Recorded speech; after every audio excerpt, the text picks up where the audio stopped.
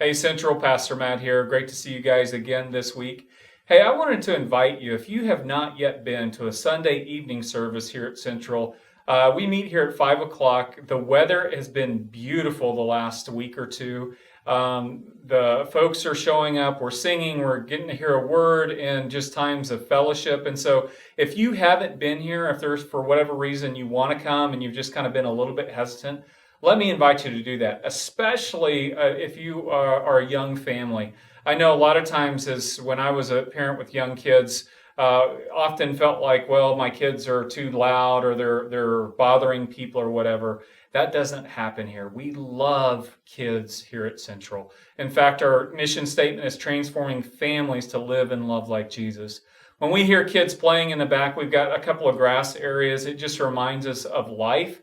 It reminds us of some normalcy. It really does, I think, adds to just that flavor and the feeling of being one big family joined together worshiping God. So if you are considering that, please let me just personally invite you to come on a Sunday evening at 5 o'clock. We still are going to have our services online at 9:30 on Sunday morning, so you can come to those as well. Let me switch gears now real quick and talk. I want to continue our series on faith in life. And you know, as I was walking this morning, I was thinking about this idea of truth.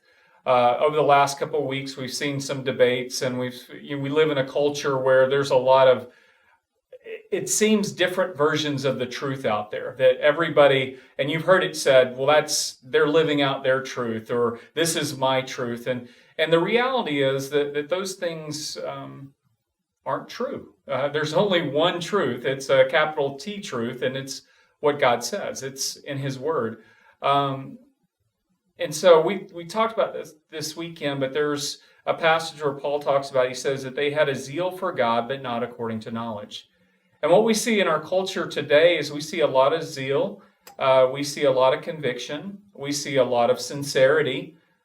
We see a lot of folks that believe a lot of things, but none of those things equal truth. Zeal does not equal truth. Sincerity does not equal truth. Conviction does not equal truth. And what I believe doesn't make something true.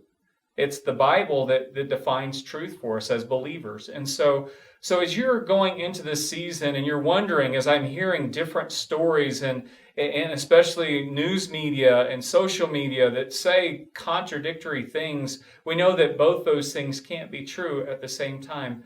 Remember, there's one source of truth. And that's why it's important to spend time in God's Word every day, to spend time. And I love the passage. It says, trust in the Lord with all your heart and do not lean on your own understanding, but in all your ways acknowledge Him and He'll make your path straight. As we spend time thinking about the things of God and looking at what's true and beautiful and right and good in this world, and as we ask for His guidance and His direction, we'll start to see those things that aren't quite as true as they claim to be. We'll see the deception of the enemy. We'll see the craftiness of men that try to persuade you to do different things, and you won't be fooled. And so let me just encourage you once again, spend time in God's Word. Ask Him for direction when you're wrestling with these things. And I know especially during this time, in a contentious time, don't be fooled by passion. Don't be fooled by sincerity. Don't be fooled by zeal. Hang on to the truth. Well, that's it for this week. We'll talk to you again next week. Hopefully we'll get to see you Sunday evening at 5 o'clock. You guys have a great week.